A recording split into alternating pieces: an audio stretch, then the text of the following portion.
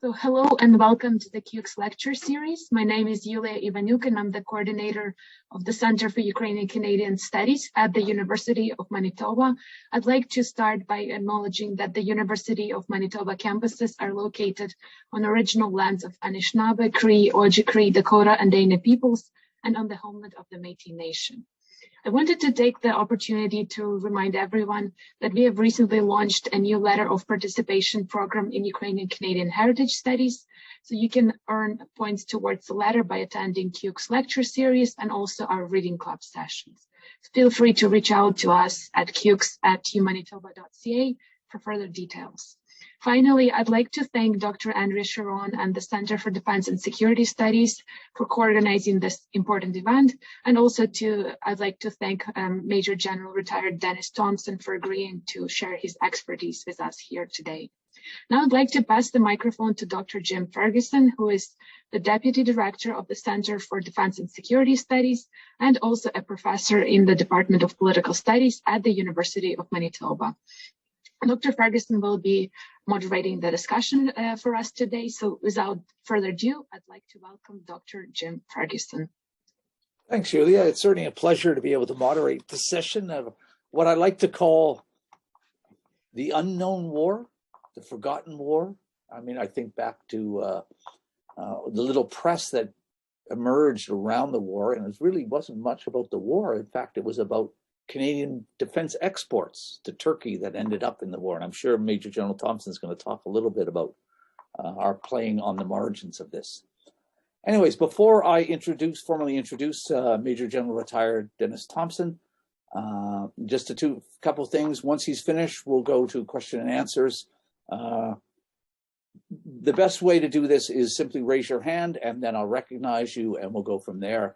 You can put a question in the chat room, but I warn you, I'm never good paying attention to the chat room thing. So raise your hand is the best way to do this. So it's indeed my pleasure to introduce retired Major General Denis Thompson, who I've known for, geez, I don't know how many years. I don't know when we last met. Anyways, he retired in 2017 after 39 years of service with the Canadian Armed Forces. Among his command appointments were in Cyprus, Germany, and Bosnia, and importantly, as NATO's ISAF Kandahar Task Force Commander in 2008 in Afghanistan. From there, he was appointed Commander of Canada's Special Operations Forces Command, and his final appointment was Force Commander of the Multinational Force and Observers in the Sinai to 2017.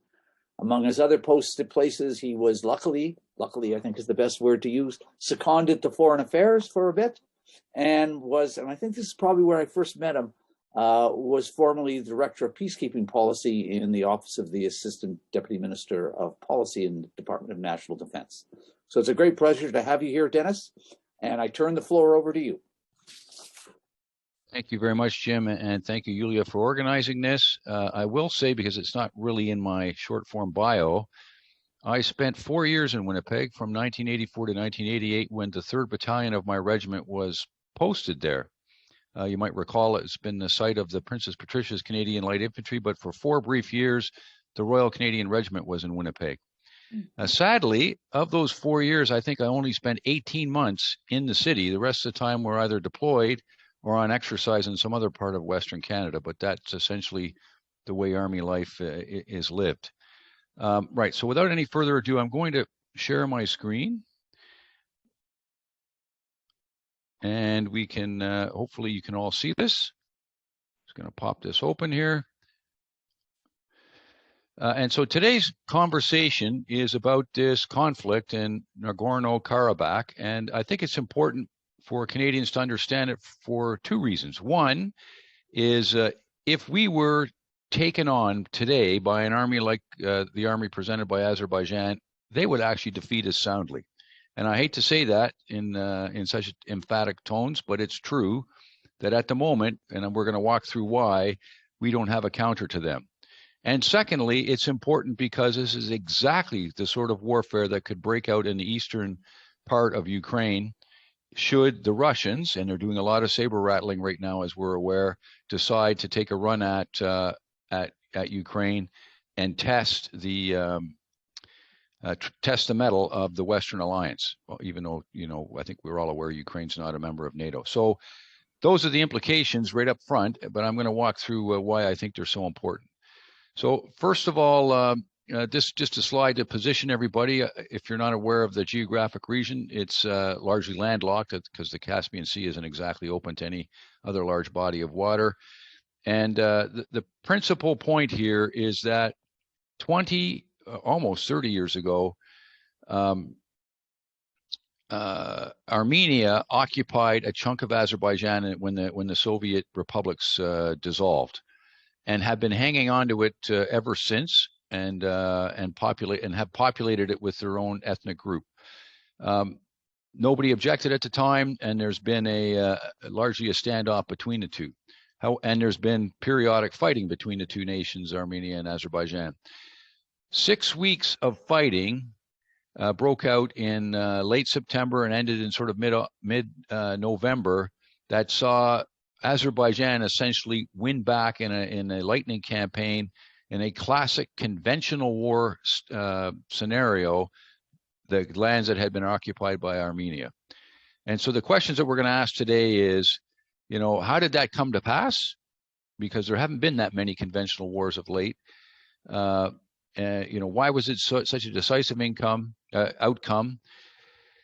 What does it mean for all of us that are that follow armed forces, and certainly for the serving military? And how about all those other so-called frozen conflicts, which is unfortunately the tag that tends to be put to conflicts like the one in Ukraine? So I'm going to do this through a series of videos, and then I'll have some commentary. So the first one is, I'll give you the geopolitical setup. I might recommend to you all, this Zoom is optimized for video, but you need to turn your volume up just to be sure you don't miss what the narrator is saying here. So we'll run this first video. On September 27th, explosions shook Nagorno-Karabakh. It's a mountainous region between Armenia and Azerbaijan, and the center of a relentless dispute between these countries. Nagorno-Karabakh is internationally recognized as part of Azerbaijan, but was occupied by Armenia in a war almost 30 years ago. Both countries' armies have been dug in along this line ever since. Fighting occasionally broke out, but usually died down. This time was different. Second. So, it was reported at the time, this conflict, as the narrator mentioned, had been ongoing for 30 years and was considered a frozen conflict. So it became unfrozen, and we'll see why that was the case at the sort of geostrategic level. People called this a frozen conflict, but it was in no way a frozen conflict. It was a smoldering conflict. And it reignited when another country suddenly intervened. Türk dünyası içindeki dayanışmanın her geçen gün daha da pekişmesi, işbirliğimizin daha da güçlenmesi doğrusu bizler için bir iftihar. In the past few years, Turkey has increasingly intervened in conflicts around the region. So you can see the Turkish involvement. Now we're going to zoom out even further to give you the why. Like, why is Turkey interested in this, and why didn't Russia, who was an Armenian ally, incidentally, why isn't Russia interested? Azerbaijan is probably the closest country there is to Turkey. The two languages are extremely close. There was even talk of, one nation and two states. In August, the two held joint military exercises in Azerbaijan, and Turkey's supply of weapons to Azerbaijan dramatically surged, which included advanced drones. I think this conflict has been planned for many months, jointly in Ankara and in Baku. And so with Turkey's support, Azerbaijan launched its attack.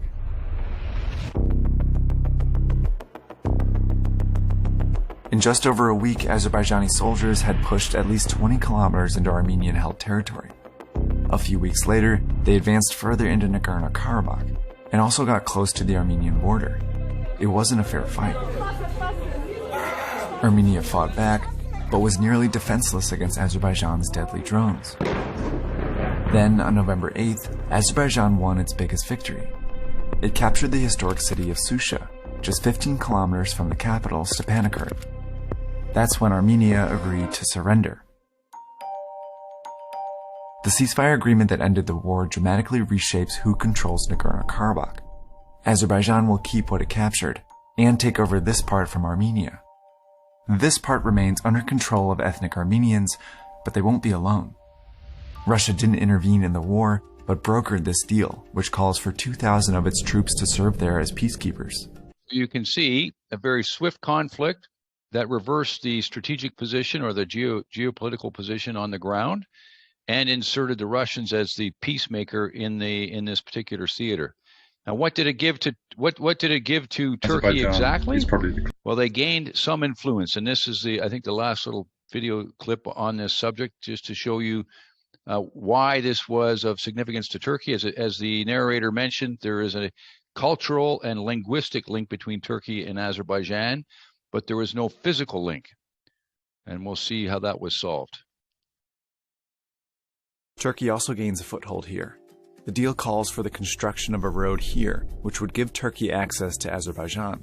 Plus, in agreement with Russia, Turkey will now send its own peacekeeping troops to the region. Turkey also gains a foothold. Let's ask the question then, what just happened? And from a military perspective, that's the sort of geopolitical standpoint. There's some mention of drones in there, but I just wanted to, what I'm interested in, and I'm hoping what you're interested in, is finding out, how did this happen and what just happened? First of all, in any military campaign, and I've just jotted this down here, you can agree or disagree with it if you like, but typically if you're going to try and conquer a piece of ground in the modern era, the first thing you have to do is establish air superiority, and that's usually done by manned aircraft. And then once you've established air superiority, you can go after the long-range systems of your enemies, which would be artillery and rocket artillery. And as soon as all those frontline troops in the trenches are no longer supported by indirect fires and by long-range systems, then you roll them up. Or you just penetrate their lines and drive for a political feature in order to get the best bargain you can have at the peace table. And so you can almost look at this and say, well, they almost did this. They certainly rolled up the unsupported frontline troops and drove for the city of significance that you saw in the video. And then they did bargain hard and get a great peace deal, because essentially Armenia surrendered and accepted whatever the terms were that were dictated, and they're now overseen by Russia. So the way it's typically done, as I mentioned, manned aircraft in a coordinated air campaign, followed by precision strikes. And those precision strikes can be done by UAVs, but typically they're done by long-range rockets. And then once you have air superiority, of course, you could get near perfect knowledge of your enemy and take them apart piece by piece. And then you exploit the shock and take the shock of this rapid victory and take a major center or centers in order to force a peace deal. So that's typically what happened.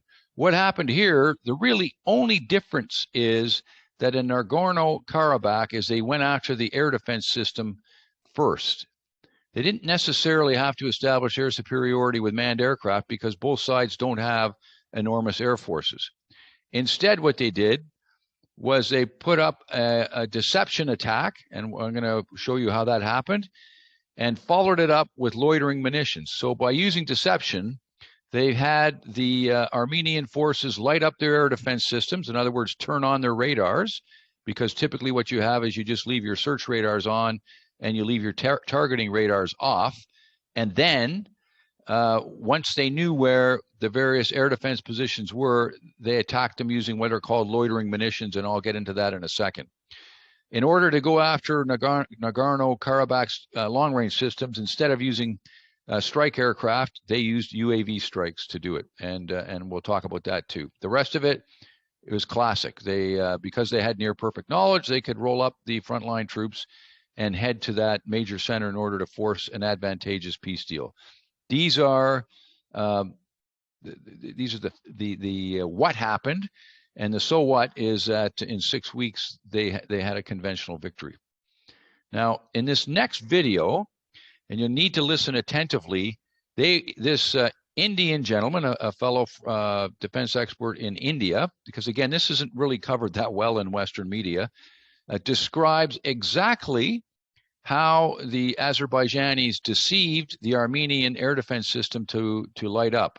And essentially, it was by using huge aircraft like the one you see on this slide to fly towards the Armenian lines, unmanned. They rigged them up so they were enormous unmanned aerial vehicles, with the sole purpose of creating an enormous radar signature that the Armenians mistook for an attack. And when they went after these useless airplanes, they gave away their position. So have a listen. You do need to listen carefully because he is speaking with an Indian accent. What they did was they took this aircraft, the picture of which you see, and as you can see, it's a biplane with a single propeller engine. So very ancient, designed in 1947 by the Antonov Design Bureau in the Soviet Union, the famous Antonov Design Bureau. So this is called AN-2.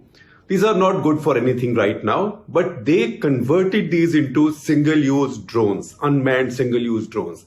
And these slow aircraft, which have quite a large radar signature, they were sent towards the Armenian defenses, which thought that this was a big threat coming in, and so they activated their radars and missile batteries. As they did that, as they took the bait, and the armed drones or loitering ammunition that were in that area came in and destroyed those. That's how almost the entire Armenian air defense and missile defense, surface-to-air missile defense, was taken out. All of them destroyed without an Azerbaijani soldier or pilot needing to get anywhere near them. All of this has been destroyed either by these Bayraktar drones or by this loitering ammunition. So think over a battlefield. If you're a soldier, and there's a video that the Washington Post used, it's a Ministry of Defense Azerbaijan videos available to us. And if you see this video, you find these Armenian soldiers sitting in their trench. It's a long trench, sitting there, and you can see a drone targets it and a bomb and hits it, and you can imagine that nobody can survive. So the effect on the morale of the soldiers on the ground is devastating, because they don't know what will come and hit them. And even if they can hear a drone, they hear it late because the drone is not that noisy, and by the time it gets close to them, it's very difficult to bring down a drone because these are small, and this completely shattered the Armenian forces' morale, and that's when they began to run. So there you have an explanation from clearly a gentleman who follows defense matters. And here are the drones that he's talking about. So, back to my earlier slide when I was talking about what method they used. They didn't need to necessarily establish their superiority. They just needed to take out the air defense system. They did that with the large aircraft that he mentions in the video. And here are the two principal drones that were used by, or UAVs, unmanned aerial vehicles, that were used by the Azerbaijanis. The one on the left is the Bayraktar armed drone. And if you look underneath it, I'll try and circle it with my mouse. I'm not sure if that's visible, but you'll see the what's called the electro-optical ball, sensor ball. That ball initially is manufactured by Westcam in Canada. And that is, as Professor Fergusson mentioned, that is the controversy, at least in Canada, or the only thing that we really cared about was, oh my God, we've sold our Turkish allies, because they are our NATO allies, something that they're using in a war. I don't know what we thought they were going to use it for, but there you go, and immediately ceased selling it to them. This is a classic drone. It's not particularly radar sensitive, etc. Like, it doesn't have any other countermeasures, and it hangs two missiles off of it that can be used much like a Hellfire missile on a Predator or a Reaper UAV that the United States would offer. The more interesting device is the one on the right. The Harop 2 is called a loitering munition. It's sold by Israel.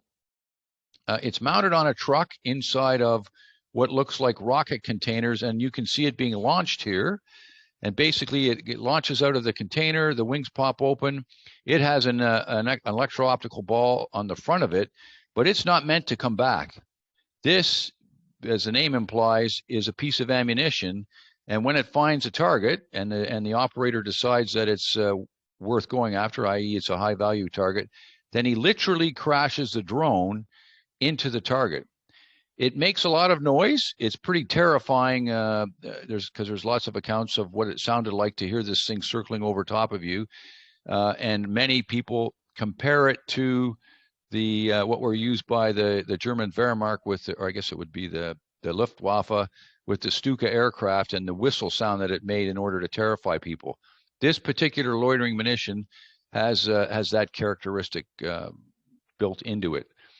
The thing about drones that people may not necessarily understand, even if you don't manage to take out the entire air defense system, these things are hard to hit because they're a lot smaller than a manned aircraft. And then there's also the value proposition. Do you send $1 million missile after a $50,000 drone? Or is there some other way to get at it? And we're going to talk about that in a second here. But these are the two principal weapon systems that change the nature of that conflict, in addition to some pretty clever use of those big biplanes that I mentioned earlier. So let me kind of lay out a solution schematically. Let's say this is the piece of ground that you're working on, and on the left-hand side of the screen, on this side of the river, there's a hill feature, and you're defending this area. There's two river crossings here where the bridges are, and the enemy, if you will, is coming from the east to the right-hand side of the screen, and they're going to push their way through these bridges and carry on in a classic conventional war fashion, what we trained for, and certainly what I trained for years during the Cold War in Germany. So the setup is like this, and I don't propose to give a lecture on map symbols, but this is a typical defense. This is about, I would say, 200 or so soldiers here in the green, the good guys, the NATO guys, protecting the bridge with a bit of surveillance out front, some guy who's directing the artillery fire, and mortars and artillery in depth here, and a small reserve with tanks and infantry. And of course, the enemy, and the typical map symbol in NATO is a diamond to represent the enemy coming from the east to push these people off the bridge, etc. And so they'll typically put out a reconnaissance element, and then it becomes a question of on the ground, sneak and peek, and very conventional attritional style warfare that we're quite comfortable with. And whoever has air superiority can, of course, fly into the depth and take out all of the troops that are waiting to exploit whatever gaps there are in the line. This is the way armies have fought essentially, well, for millennia. We always wanted to know what was on the other side of the hill. So this hill is blocking the good guys' reserve, and it's blocking the bad guys' approach. So there's always that question of what's his intention, where is he coming from, etc. And this is what UAVs give us in terms of surveillance. And now we can add to that in terms of munition. So if you imagine, I just go back to these guys are ground-based. If you change that with an air-based reconnaissance element, that's hard to knock down. And if you don't have any air defense, and I'll be very honest here, Canada does not possess any air defense for these systems, then it's easier for them to find you. And as the Indian gentleman mentioned, they don't have to expose themselves. So you don't risk any casualties to determine where the enemy's position are. And then what you do, pardon this little PowerPoint presentation, is you send in your loitering munitions. And they go into the depth positions and take out all of the supporting actors. And that allows you to continue with your campaign and pick apart the enemy bit by bit. So this is schematically what happened between Azerbaijan and Armenia. So the question is, how do you counter these things?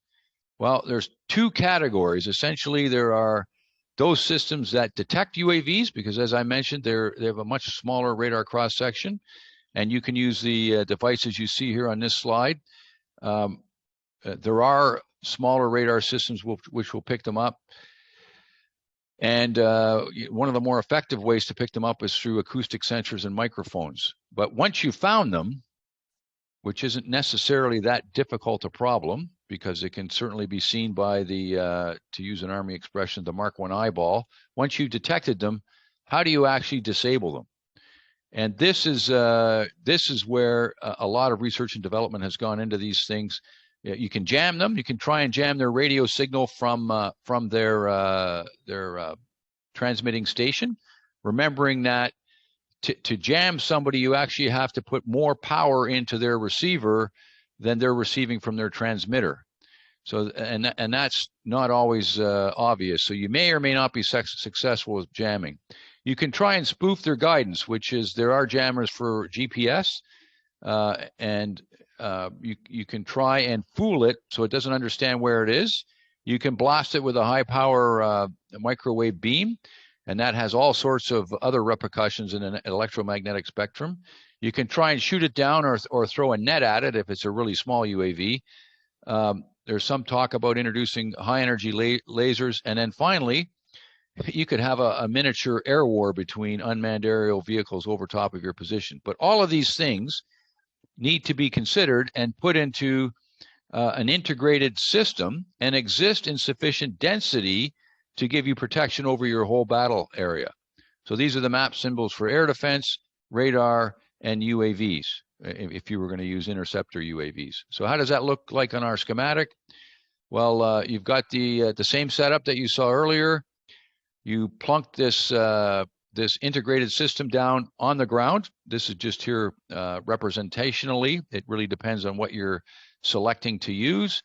And then you use that to detect the incoming UAVs and eventually to knock them down in a place where they can't do any harm to your own people. You know, that's it. So the implications for Western forces is they need to develop, to go back to that slide here, this integration, an integrated system with sufficient density in order to protect their land forces, or they are going to be taken apart by nations that are so equipped. And I will say that I think it's common knowledge, but I'm pretty sure it's in the open press, that Ukraine itself is actually well down this path of making sure they have the countermeasures, because they have been faced with this this challenge from the Russians for quite some time now. So I'll just go back to here, and because Professor Fergusson asked me to keep this brief so we can have a bit of a discussion, I'm going to stop it there. Happy to open this up to any sort of conversation. I'll leave this up here for a second. If you want to download or look at this gentleman's entire analysis of the war, in other words, what just happened here, there's the YouTube address, or I think you could probably just type this in, drones decide Azerbaijan Armenian war, and you'll get the answer. It's a matter of big concern in Canadian Army and Canadian Armed Forces circles, in order to be something that's introduced into the force employment concept to make sure we're not vulnerable. Camouflage isn't necessarily the answer, particularly in open country where it's more difficult to do, but it may well be that we'll be hiding in urban areas until we figure out how to crack this problem. That's probably enough for me. Are there any questions, observations, concerns, or rebuttals? Because maybe there's a UAV expert out there that I haven't been introduced to.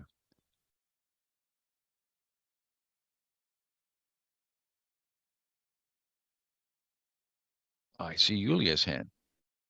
You can't turn down the moderator, not the moderator, the boss. Thank you so much for this detailed and extremely sober outlook on the war and the lessons learned. I know that lack of EU, US, and also OSCE involvement strengthened Russia's role in the region. And now you can see that Russia has military presence in all 3 South Caucasian states. And it's also very strongly insisting on the 3+3 regional format for further mediation and talks regarding the conflict and the war. On the one hand, we have Armenia, Azerbaijan, and Georgia, and then Russia, Turkey, and Iran on the other side. So why should the West and EU, US, Canada, OSCE be more involved and interested in the region and being parties to the conflict resolution in this sphere? Thank you. To be frank, I don't think we are interested. what we need to be interested in is what were the tactics, techniques, and procedures that were used by Azerbaijan in order to defeat Armenia, because that's what's important to us going forward as a military. So that's side one. Side two, though, is, as you quite rightly pointed out, Georgia is part of that group of three with Armenia.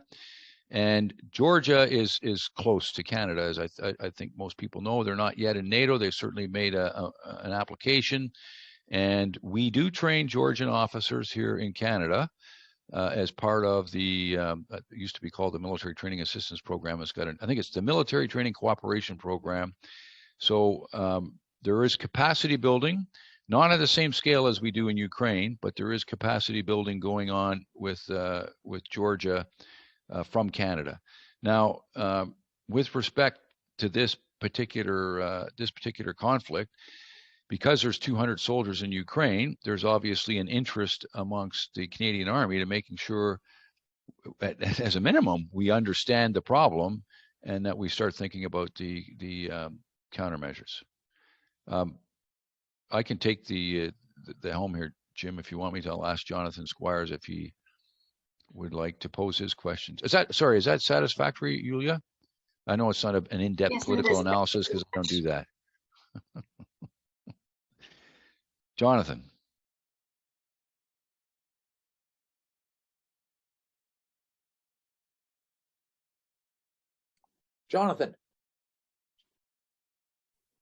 There, perfect. There. Sorry, I couldn't get unmuted there. Well, first, thank you, sir, for your amazing presentation. It was really fantastic, and thank you for your past service. Really a very impressive presentation. My question is just in regards to, you mentioned this was a cold conflict for a little bit, though we've had some past, there's definitely a lot of past history here, but has been sitting idle for the last little while. So do you think the reason why this conflict became hot now, did it have to do with the political climate that allowed the aggressor to believe they could pursue this action, or is it of course throughout all of military history you have these moments where you have the technology, the offensive technology becomes greater than the defensive technology, as offensive technology, develops faster than the defensive countermeasures from, iron weapons versus, bronze weapons and so on and so forth through to modern day. So is it this, that we've now had this advancement in offensive weaponry with drones, and that is much cheaper, and that's why this conflict happened, or a combination between that and kind of like the political situation? I mean, again, I'm not a political scientist, but I think it's 75% political opportunism and 25% having a very clever military solution to the problem. And what I mean by that is, I don't think it's any surprise to people on this call that Turkey's a bit of a spoiler in the region and have been for some time now. And Mr. Erdogan is not, not NATO's favorite ally at the moment. There's lots of friction between him and Western nations. He's running a rate of inflation that's unsustainable.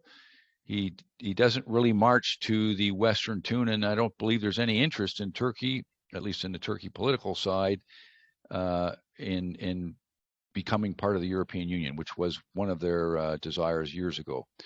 So he's doing his own thing. He's grabbed a chunk of Syria to provide him with a little bit of a buffer zone.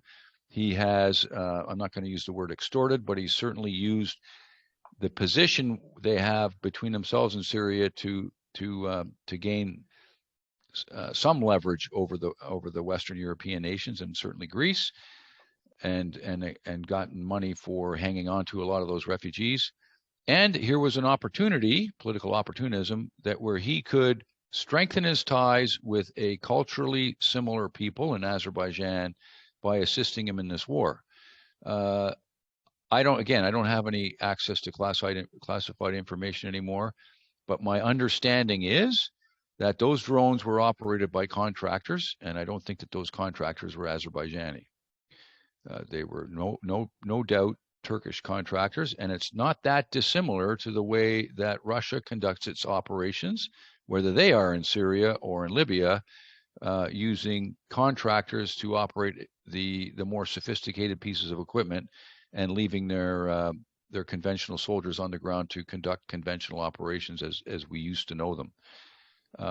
So, to summarize, 75%, I think, political opportunism, and 25%, gee, we have this really neat package that we can put together to bring Armenia to their knees, and doing it without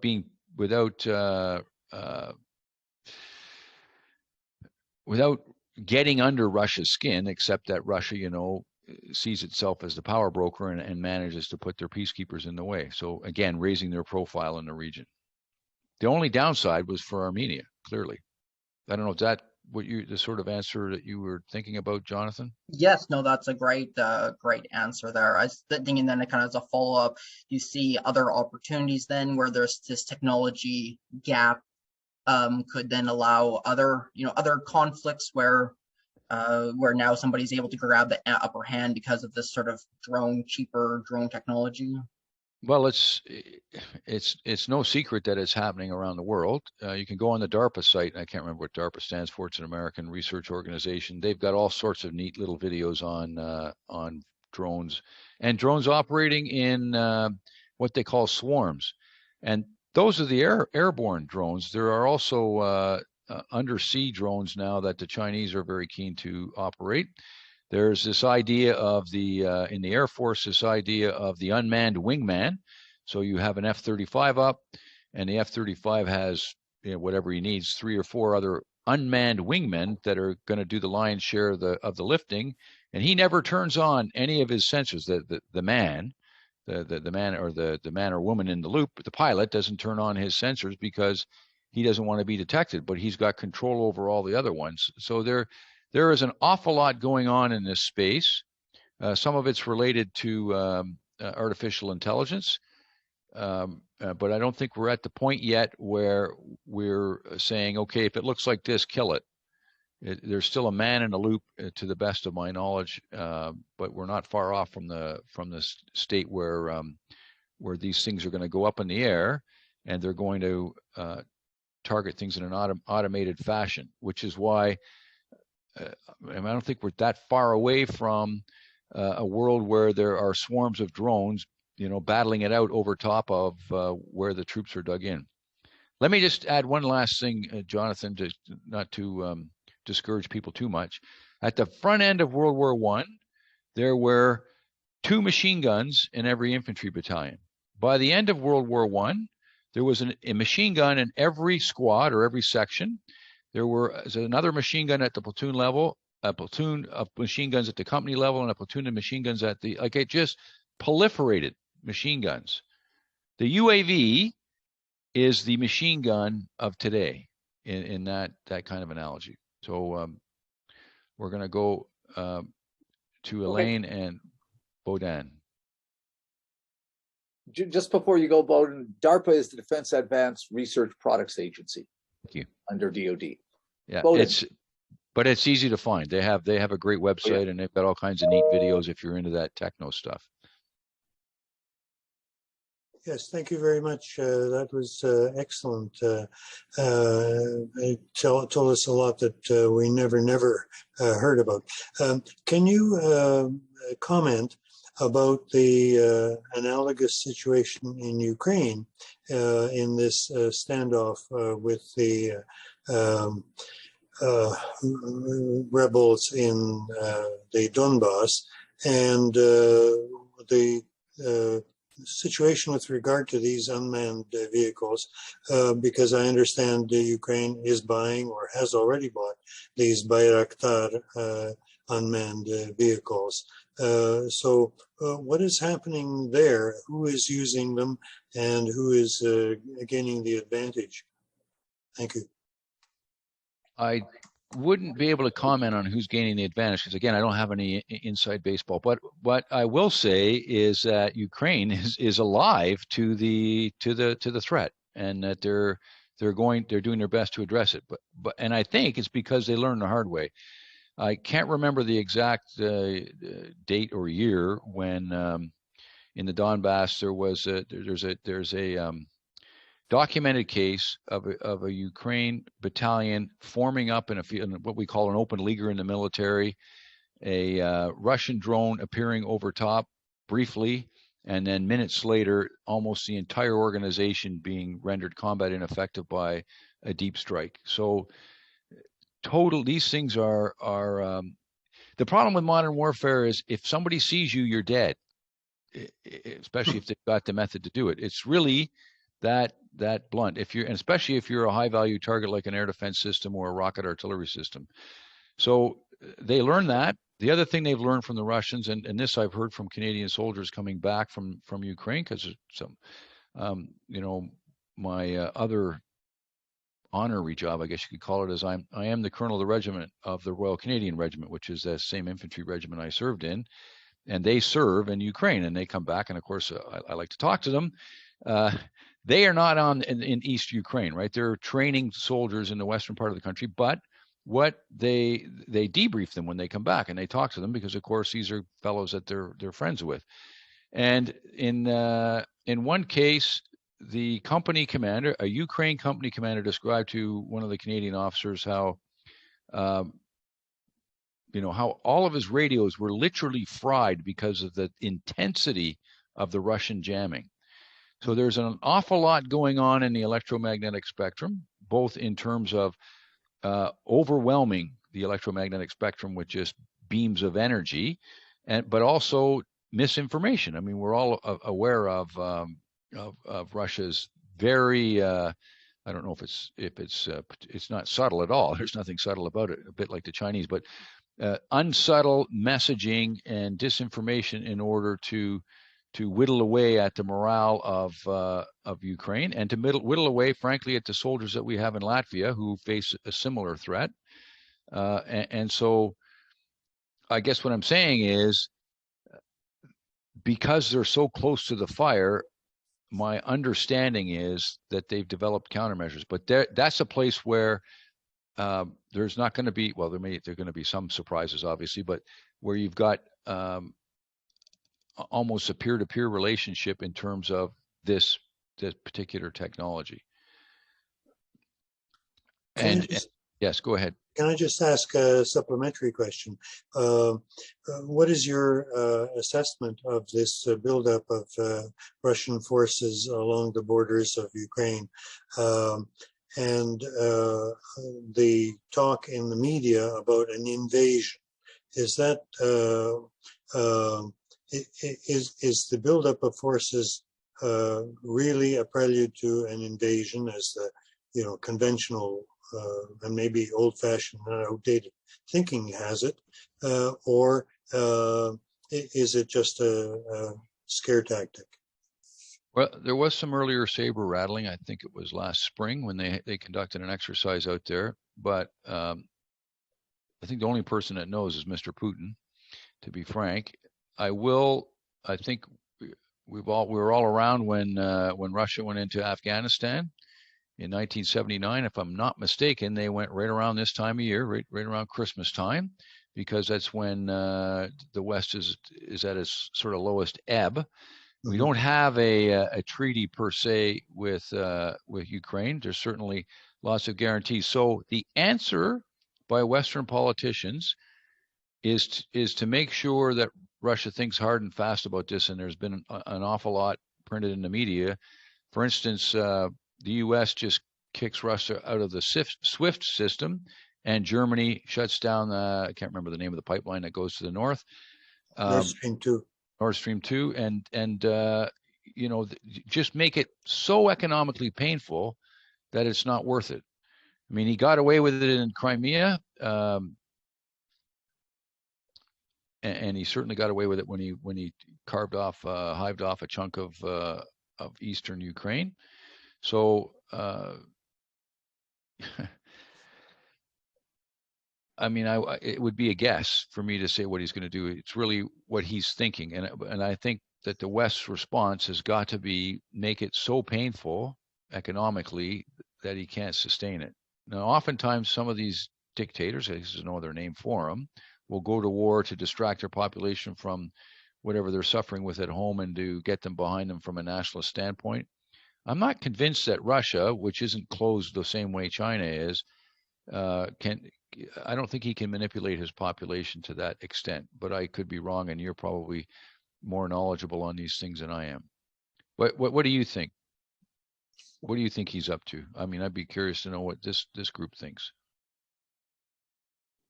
Well, I think it's intimidation is the main objective, not really the invasion and seizure of territory and then taking over of government.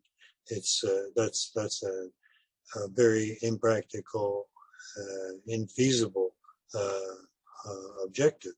I mean, they're not to the extent that they have presence and forces in the Donbass.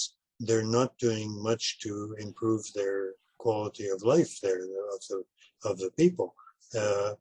Are they going to undertake it for the whole of Ukraine, or at least the eastern half or something? Just doesn't it doesn't make sense. Although, so my I mean, to the extent that Putin takes economic factors into account, and I'm not sure if he does, because he tends to think more about historical and symbolic and nationalistic considerations, but maybe his generals would kind of hold him back. I mean, they benefit because he gives them all they want in budget and equipment, and chances to test out the equipment on the ground in Ukraine. But I don't think they would be counseling him to actually invade. I certainly hope you're right. Yeah. I don't know if there are other opinions in the room. I would just say that I agree with you entirely. I cannot understand what the economic plus upside or even the political upside would be for Russia by doing such an act. But they are now, as you know, more closely tied to Belarus. Belarus is in a position where they can come in from the north if they, you know, if you were going to do the classic sort of thing. But I don't see that coming to pass at this point in time. The days of conquest are over. Yeah. Okay. Good comment by Jonathan in the chat for those that have it open. Yeah. Oh, Yulia has another skill testing question. Yeah, we know that President Putin is known for his for liking fast, decisive operations and measures. In one of the interviews, he stated that he does not like to even endeavor operations that he's not sure about their success rate. So my question is, do you think that a limited invasion or pinpoint airstrikes would be likely in this case as opposed to a full-fledged invasion? Just from but I mean, I have to go back to what Bohdan said, which is, you know, what's the aim of all this? Is the aim of it to get to distract the Russian people and get them behind him because his popularity is flagging, which is a common thing that dictators do, and I don't know what his aim would be, even with pinpoint strikes. Is there a particular piece of ground of interest to him, like there was for Azerbaijan in the ground held by Armenia? Again, I'm not that close to the. I've not studied the Ukraine issue in that level of detail, but I will say that the quality of the Ukraine army, at least from the officers that I've spoken to in our army, has increased significantly since they've had access to Western military training and to technology, including the Turkish drone, which I hope still has that Westcam camera on it. I find it kind of funny. Like we sell lavs to Saudi Arabia and then we complain when they use them. I don't know why anyone. Anyway, it's not my thing. But I just think it's funny that people would sell a weapon system and then say, well, jeepers, you used it? That's not nice. So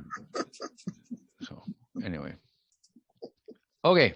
Let me for a minute intervene here and give you an alternative thesis about Russian policy.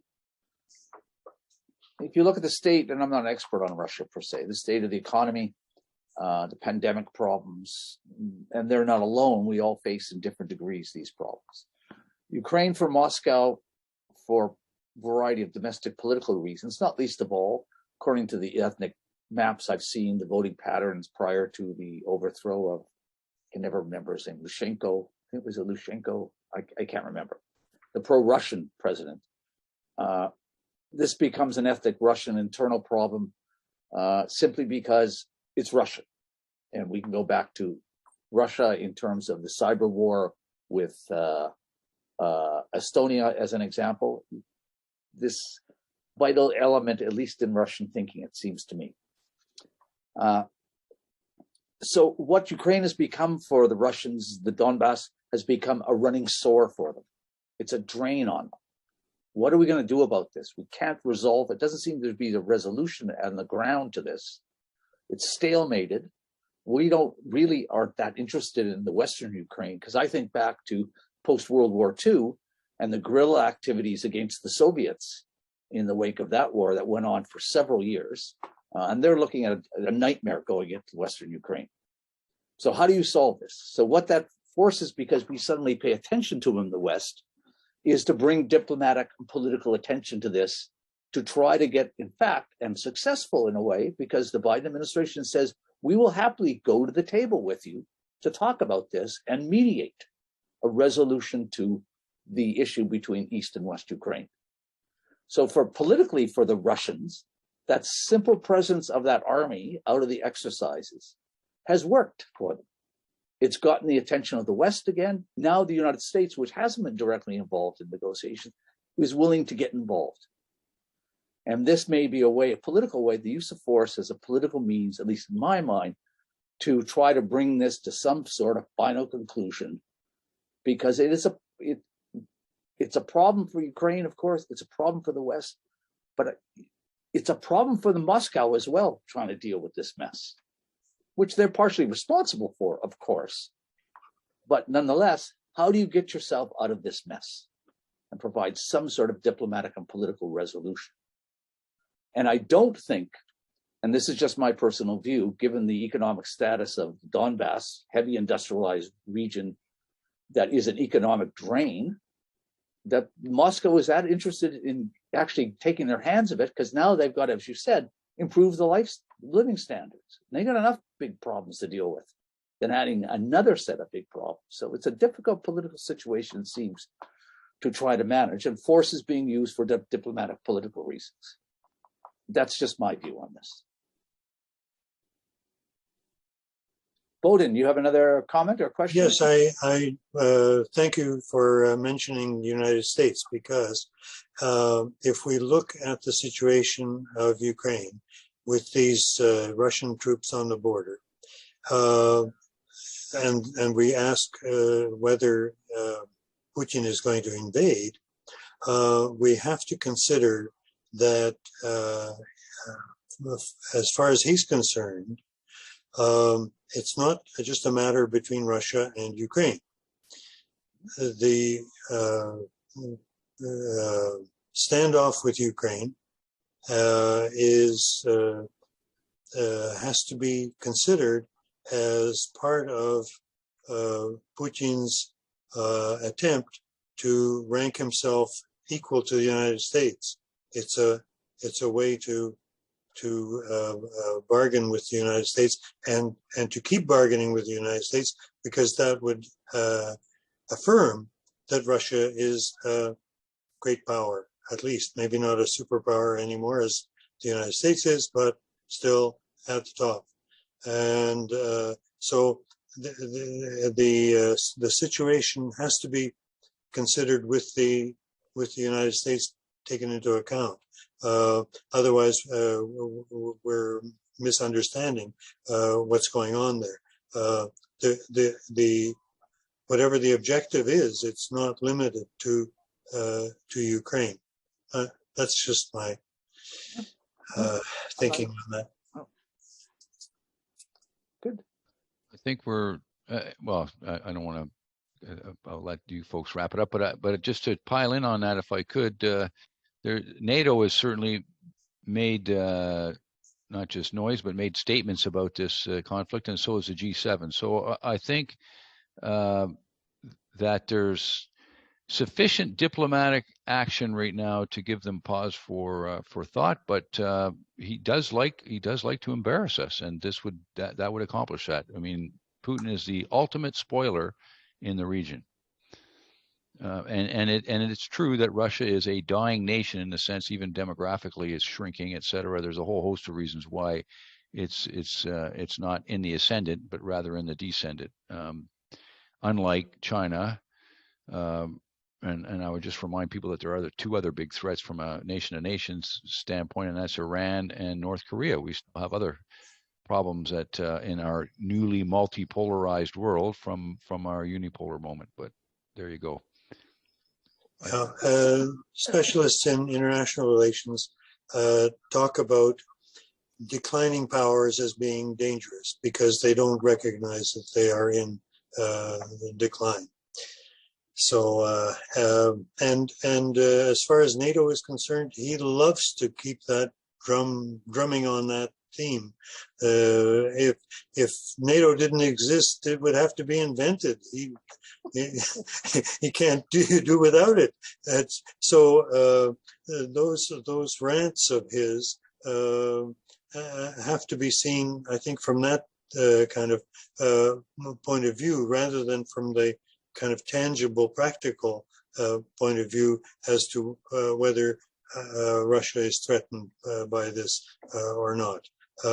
Actually, NATO has not proven itself very effective. And if you look at it objectively, it's not a threat to Russia.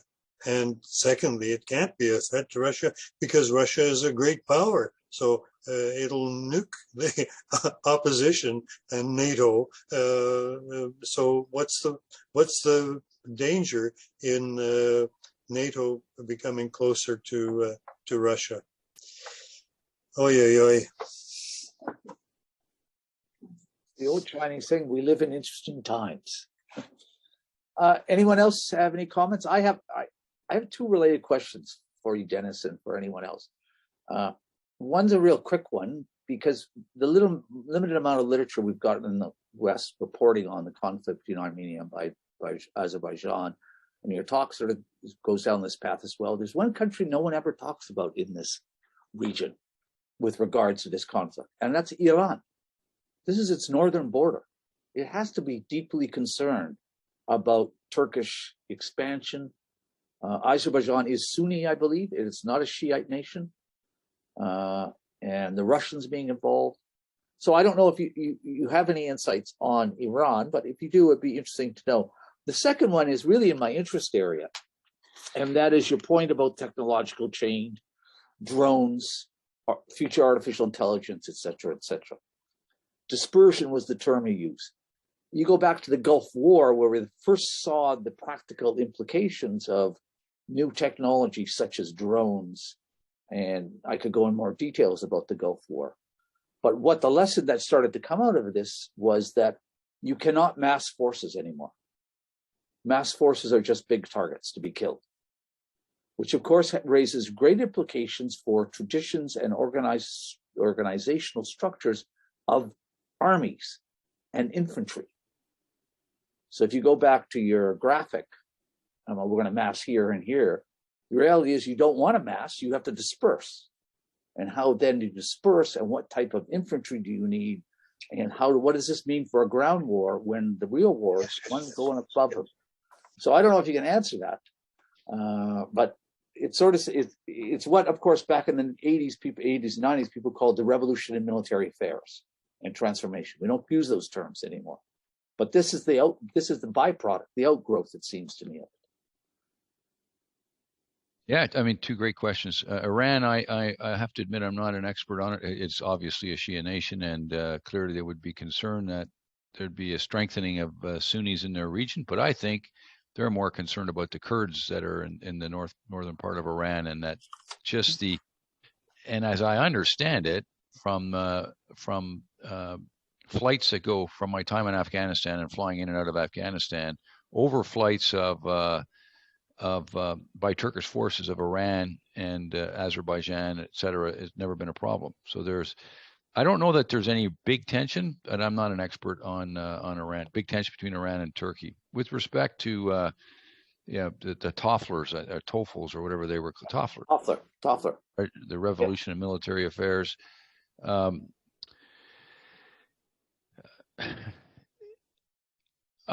think you're right, and I think the solution to it, because every army has it, we certainly have it, is operational research.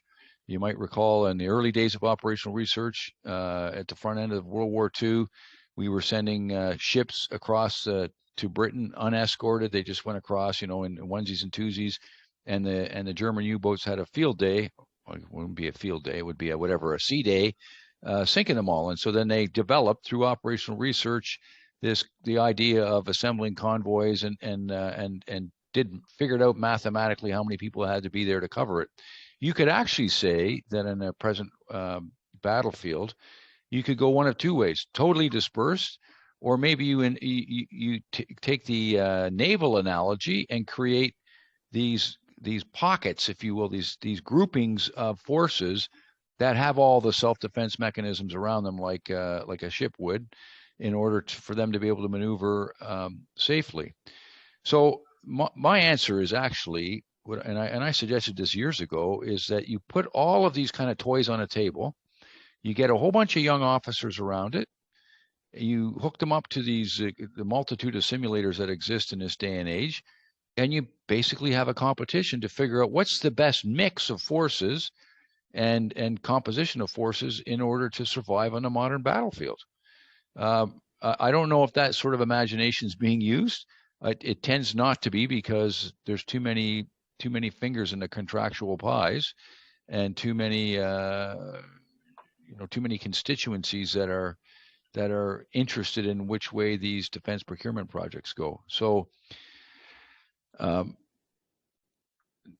it's really, I agree with you, but it's a question that's to be answered by operational research, which is a field that I think has been, it's been used for years. I remember when we first developed the LAV, I read the report on it, and it said it kills like a tank and dies like an APC. And that was the conclusion, right? It's not heavily armored enough, but it's got a good firepower. Those sorts of things are good to know. Fair enough. Yulia, do you have sort of our last question? Yes, thank you so much for these insightful comments. I just wanted to ask, what do you think of the construction of the corridor between Turkey and Azerbaijan and the implications for the region militarily, economically, and perhaps diplomatically as well? Well, I think it's just it's an example of Turkey trying to increase their influence, and there's doubtless an economic reason behind it. I don't think he's the most uncorrupt leader around, so who knows, maybe some of his family members have investments or will have investments in Azerbaijan. I'm certain there were some promises made by Azerbaijan to Turkey to allow them to succeed in the spectacular manner that they did. If I'm not mistaken, it's an oil-rich country, so perhaps that's part of the equation. And I don't think we should ever, much like the Russians, use the cultural excuse, or used the cultural excuse to go into the Donbass, the eastern part of the Ukraine, of Ukraine, and to go into the Crimean, right? They ran a sham publicite in order to justify their actions there. So that there's that angle, there's the economic angle, and I think it's just about increasing his stature at home while he's under the gun, because he is in a lot of trouble in Turkey. Great. Does anyone have any final comments? The only thing I would say is I suspect Nagorno-Karabakh, Armenia, and Azerbaijan are not over for a long time to come still. Certainly if you're sitting in Armenia, you're going, who do I get to arm and train me to deal with this new problem we've got? But we'll have to see all this plays itself out in the interesting geopolitics of the region. and its implications for military investment, military doctrine. I would notice that Canada is pledged to acquire air defense systems for forward deployed forces in the 2017 white paper. I don't think a dollar has been spent yet, so we'll have to wait and see how we play out in that area. But anyways, Denis, on behalf of the Center for Ukrainian Studies, the Center for Defense and Security Studies, and all of us here today, we want to thank you very much for your insightful comments. They're greatly interesting, and I'm sure it's going to generate more attention into all of these issue areas as they continue to evolve. So thanks very much, Denis. My pleasure, and I hope to see some of you when I come to visit in Yes, Winnipeg. Let us know, by all means. We'll do something. Take care. Thank you, Yulia, for organizing this.